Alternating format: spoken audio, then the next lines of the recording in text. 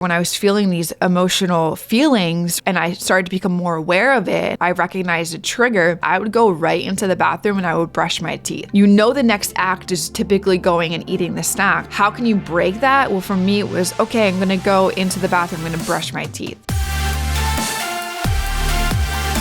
Hey, you guys, what's up? Welcome to the Macro Hour with Nikkiey, co-founder and brand personality of WarriorBabe, where we talk about mindset, methodologies, and tactics that will help you lose body fat, build muscle, be strong, and feel insanely confident. I am your host, Nikkiey Stott, and welcome to episode number 19, where the other day, you guys, I was just genuinely curious about this topic that I'm going to talk about with you guys. And that's why nutrition plans are so hard to stick to. Everyone has these goals of wanting a better body, to feel better, to achieve a certain look, yet they literally cannot nail down the most important aspect of getting that, which is eating right and following a proper nutrition plan and day to day choosing the right things that are going to serve them, serve their body, serve their results. So I started to research why it's so hard for people to follow through on, because I see it inside of our communities, no matter how easy our program is to follow or understand. I see it all over the internet. I see women, I see it in my day to day. I see women Tony Robbins says you can just look at somebody's body and understand how they live their life. So I was like, man, why is it so hard for people to follow through on? And so today I'm going to share that with you guys, share the research that I found, mainly in around 3 specific topics. But then I'm also going to share with you why I personally think it's so hard for people to do. And when I researched this, there were tons of things that came up, time constraints and busy schedules, etc. And I just look at those things as excuses to not making your health a priority. Literally, you guys, the next time that you say you don't have enough time, I just sat down with my dad and had this conversation with him the other night. He's doing a great job starting to lose weight, but I'm like, dude, I need you to focus on building up some muscle, getting into some strength training. I need you to be strong. He's 55 years old.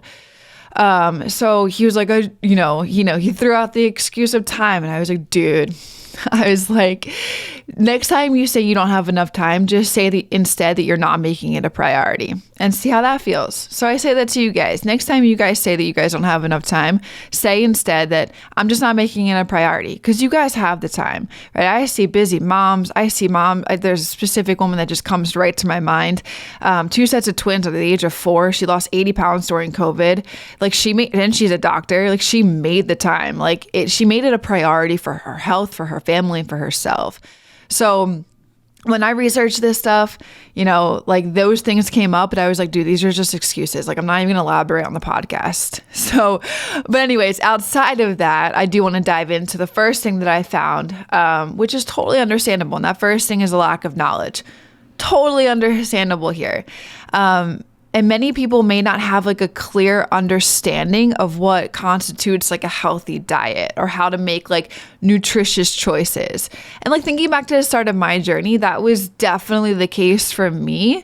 I was ignorant to this information. I never, now I have all of the answers. Now I have, the resources, the tools, the concepts, what makes sense, the scientific understanding. But before that, I was ignorant to it. I never thought that food was so important. I never thought that the food that I'm choosing, or the things that I'm eating day to day, or what I put into my body actually truly matter, right? I was I'm young, I'm 20, I'm 25, whatever.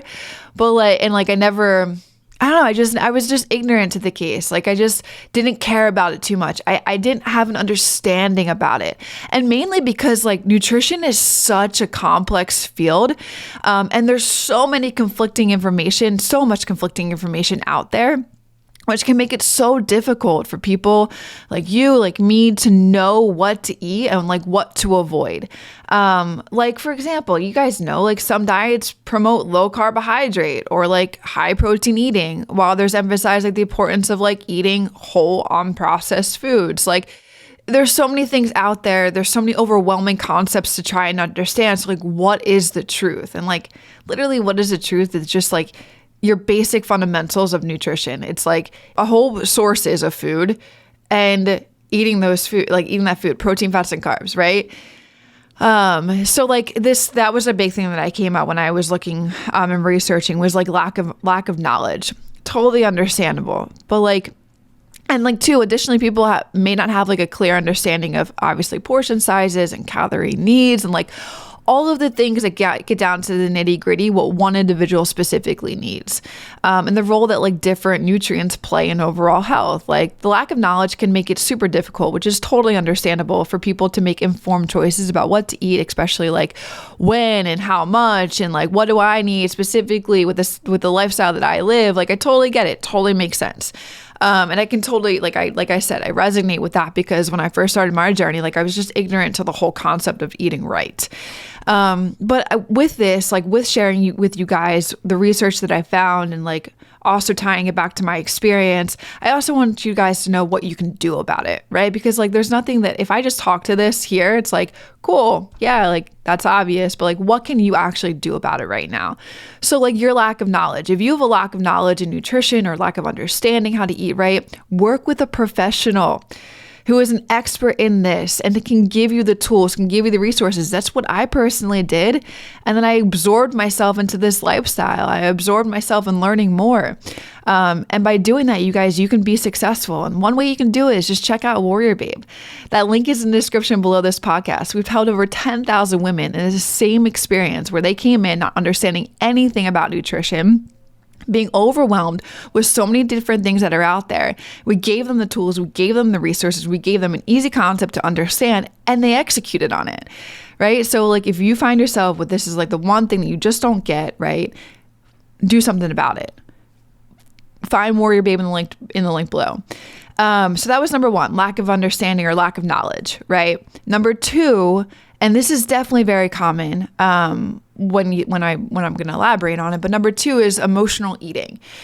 And so I talked about this in episode 3 of the podcast, which I highly recommend to listen. It was actually, or still maybe is, our number 1 podcast to date. And it's how to control your impulses with food.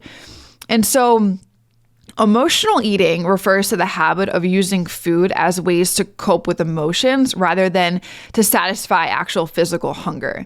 And so people who engage in emotional eating, they may turn to food to comfort themselves when they are feeling stressed, when they're feeling anxious, sad, bored, all that jazz. So in that podcast, in episode 3, I mentioned that I used the example of being bored at night, sitting on the couch, watching Netflix after a long, stressful day.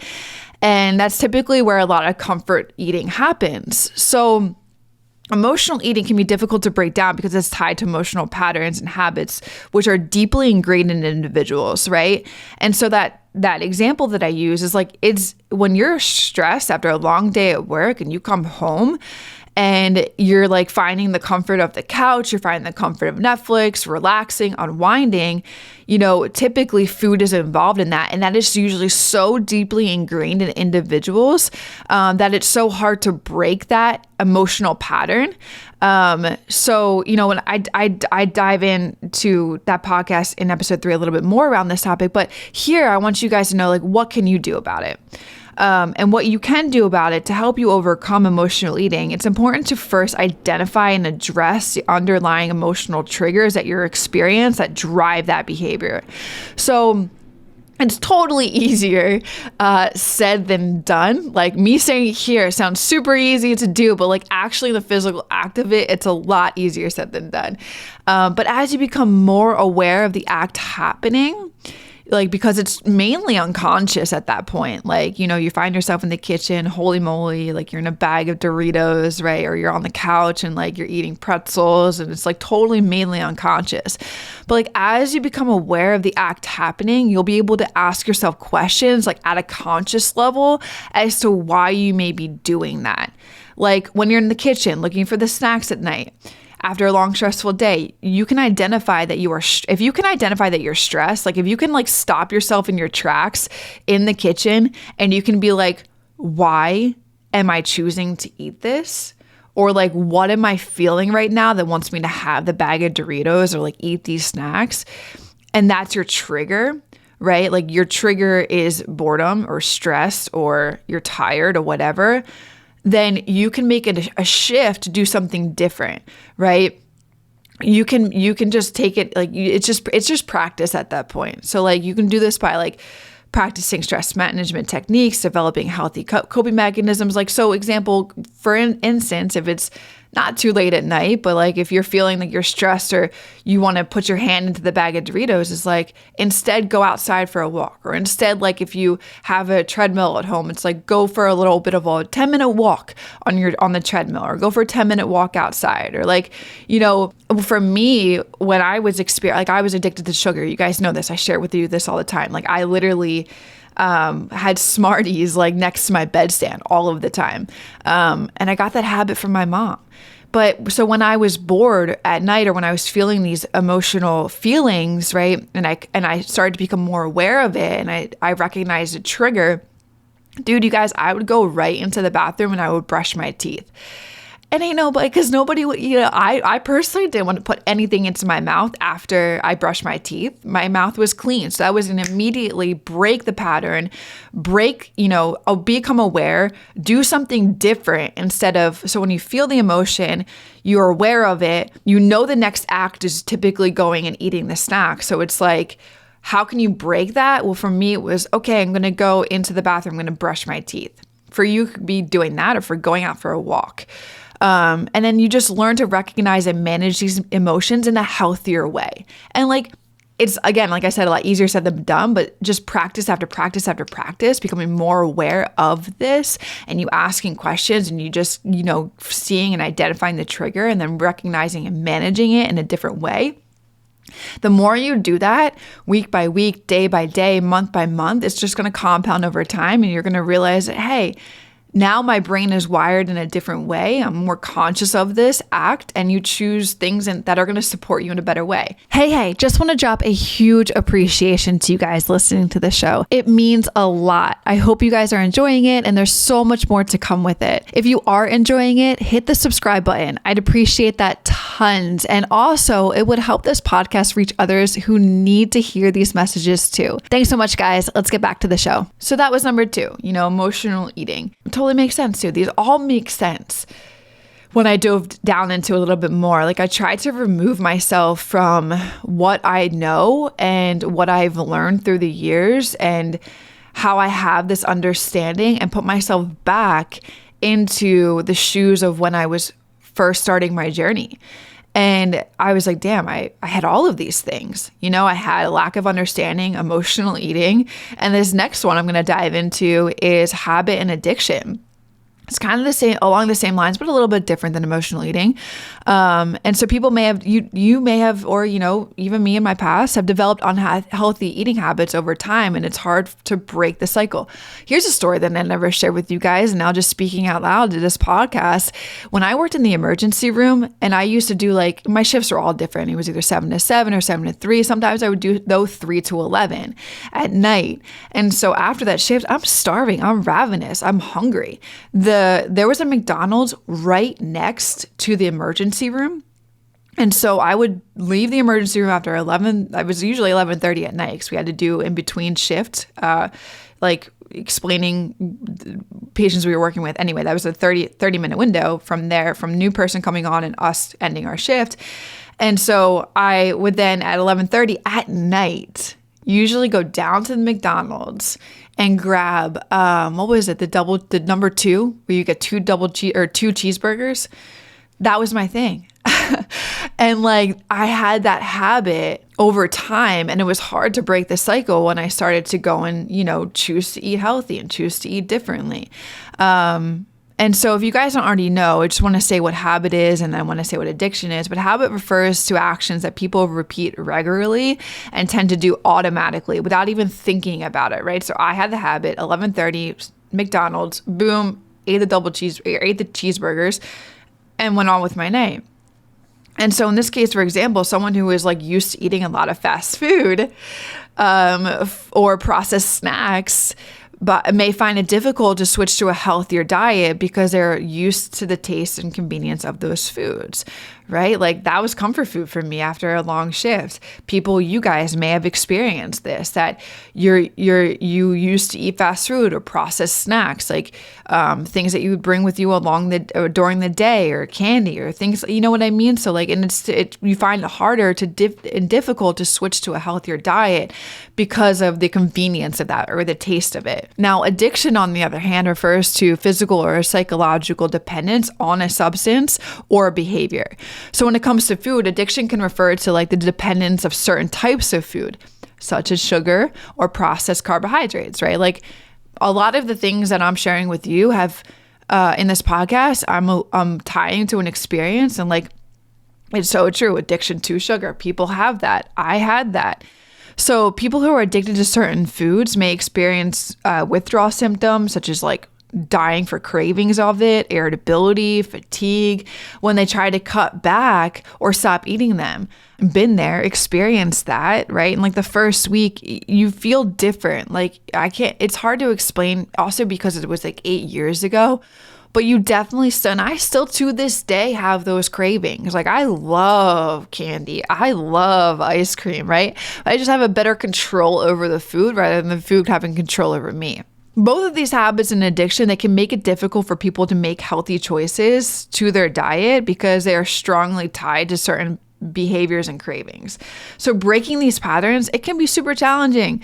And it requires a lot of willpower, you guys. And as well as like a good understanding of like the underlying triggers and reasons behind these habits and addictions. Like that's the main thing. It's you becoming more consciously aware of why you're choosing to eat this way, or why you have this habit, or why, and like recognizing that it's not serving you for the good, it's serving you for the bad. And if you continue in that, you're not going to get to where you want to be. You're not going to be a healthy individual. You're not going to get to the results you want with your body composition, and like choosing to switch it, right? Becoming consciously aware of how, and then like having the knowledge and understanding how to do it, how to take the actionable things and the actionable steps.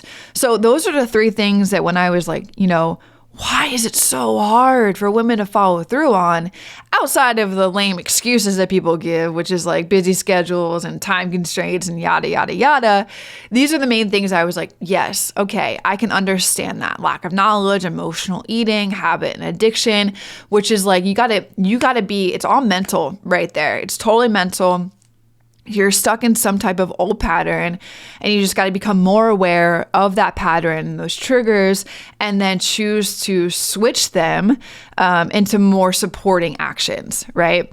So those are 3 of the things that I found. But then I said at the beginning of the podcast, I wanted to share with you guys why I personally think it's so hard for people to do. Now, I agree with all of those things that I just shared with you, but why I personally think it's so hard for people to do is you only make what's hard by telling yourself that it's hard and believing that story, right? So like, it's so mental, you guys. And that's why this podcast, I'm sharing with you mindset tactics because it's so mental. But like, once you get your mental on board with you, you can accomplish so, in mental in a positive way, you can accomplish so many things. So you only make what's hard by telling yourself that it's hard and believing that story.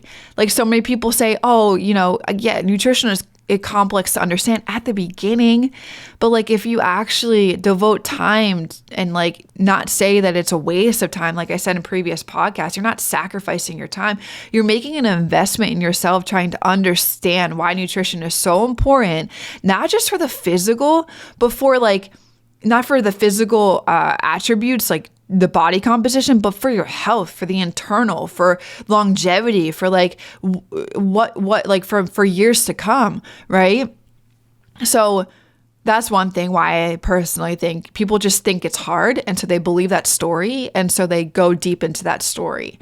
And then like obviously if you feel like it's hard, you're not going to do the things that are going to help you, you're going to just keep telling yourself that that's a story. And so like 3 months from now, you're going to be like, oh no, it's too hard. So you're just going to keep believing it. And then there's going to be supporting actions behind it, which are things like not taking action because you feel like it's too hard. But I'm telling you guys, like it may be hard at the beginning, as anything is.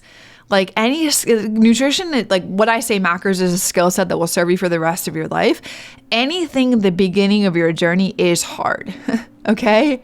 Like that's just like, it's like riding a bike. It's like when a baby walks, like they fall down, they stumble, you ride a bike, you have training wheels on it, you take it off, then you're learning. Same thing with nutrition. Same thing with driving a car. Anything is hard at the beginning. If you give it devoted attention, time, patience, it just like what I can say, because I'm on the other side of it, is like, it is so worth that at the beginning because it just becomes easier and easier and a way of life. So don't look at it as something hard. Look at it as like, I'm learning. I'm going to take on this experience. I want to get better and I want to understand it for the well-being of yourself. So the second thing that like, why I personally think that following through on a nutrition plan is so hard for people to do is because their goal isn't meaningful enough. Their goal isn't big enough. Their why isn't big enough. And so, I mean, for example, think about like, why do people really make a change for like, or eating better, or like they actually try to lose weight? Why do they do it? So in some instances, typically it's because they had a big health scare and all of a sudden they take it seriously and they make it happen. They react to that situation. Or more on like the aesthetic side, a partner cheats or like a divorce breakup happens and the woman gets a revenge body, right? They make it happen that way. They react. They're reacting to the situation. Like something big has to happen in order for change to happen. Like why? Why react? Why not be more proactive for yourself?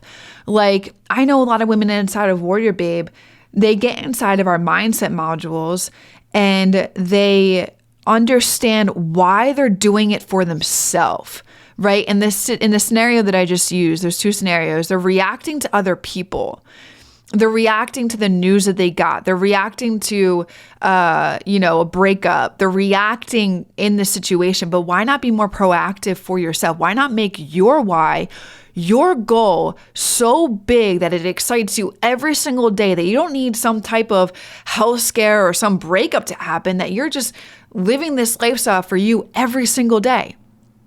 You're proactive for your health. You're proactive for your longevity. That's meaningful enough, right?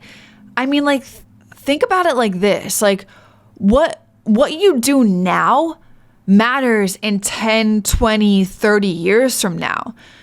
What you do at 50 years old matters when you're 70, and that outcome could be completely different. Like if you eat healthy right now and you work out right now at 50, that could mean for a strong body and less fractures when you're 70 years old. Like, let me just paint this picture. And I sat down and had the conversation with my dad about this too, when we were talking about what I shared earlier in the podcast of, I need you to like strength train. I need you to be strong. I need you to put on more muscle. Like he's doing a great job of losing weight, but it's like, I need you to do some of these things now because I need you to be strong when you're 70. Like you're going to start turning frail. Like that's what I said to him. Me and my dad, very honest and open conversations. But like, I want to paint this picture to you. Like I know from taking care of my grandmother that I shared with you guys in an earlier podcast, I knew she never worked out a day in her life. Like she never strength trained. She never took physical activity seriously. And so that caused her later years to end up the way they did, So what you choose to do right now, you guys, at 50 years old, at 40 years old, at 30 years old, like it will totally change the trajectory of your future. If you decide to eat healthy now and strength train now, I guarantee you when you're 60, 70, 80 years old, it's going to be a different trajectory as to if you don't strength train or eat healthy now, things will be differently. It could mean like the difference of like walking without a walker or walking with one. It can mean the difference of like my grandmother, a plethora of doctor's appointments or not many doctor's appointments at all. Less trips to the doctor's office, right? So what I'm saying in this is like, Be proactive towards your own happiness. Be proactive towards your own goals. Be proactive towards your own health. Like, don't be reactive to other things and scenarios and things that happen in your life. Don't react to it. Get yourself right, and everything and everyone around you gets right. Stop waiting for a scare, for a life-altering event to make a change and for it to be more meaningful enough. Like, make the change right now. Make the change right now. Do the work right now. And literally, you guys, like, you could rewrite your entire future. That's what I mean by saying your goal isn't meaningful or big enough. Like, don't just think right now. Please don't just think today, tomorrow, the next day. I want you guys to think about the grandkids that you have, the family that you have, and how long you want to be around to play around with them. That's a great example. Do you want to be 7 years old and, not sitting in the recliner all day? I'm just using an experience of my grandmother. Sitting in the recliner all day, you got to sit down next to her, right? Or like, do you want to be the grandmother that's running around out back with the kids and like throwing a ball with them and laughing with them and actually being in the experience of them?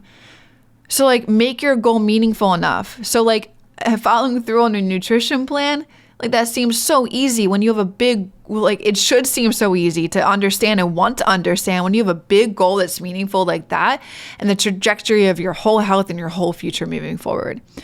All right, you guys, we went a little deep on that podcast, but I say this from my heart because I love you guys so much and I want you guys to win. I want you guys to experience life an optimal way. And the only way you can experience life an optimal way is if you're fueling your body the right way. And if you're building strength within your body the right way. So I hope this podcast helps you guys. I hope, definitely makes sense around the 3 things that I said, but even more so to why I personally think it's so hard for people to do is, stop telling yourself it's so hard because you're going to believe that story, and then start thinking about your future. How do you want to be at 70 years old? How do you want to be at 80 years old? And like, that should make following through on a nutrition plan super easy to do. All right, you guys, love y'all. Hope y'all enjoyed it, and I'll see you in the next episode. Real quick, the only ask I could ever have of you guys is to help spread the word so we can help more women lose body fat, build muscle, reach their goals, and feel insanely confident. And the only way we can do that is if you rate, review, and share this podcast. So the single thing I ask for you to do is if you could leave a review. It will take you 10 seconds, and it will mean the absolute world to me and may change the world of someone else.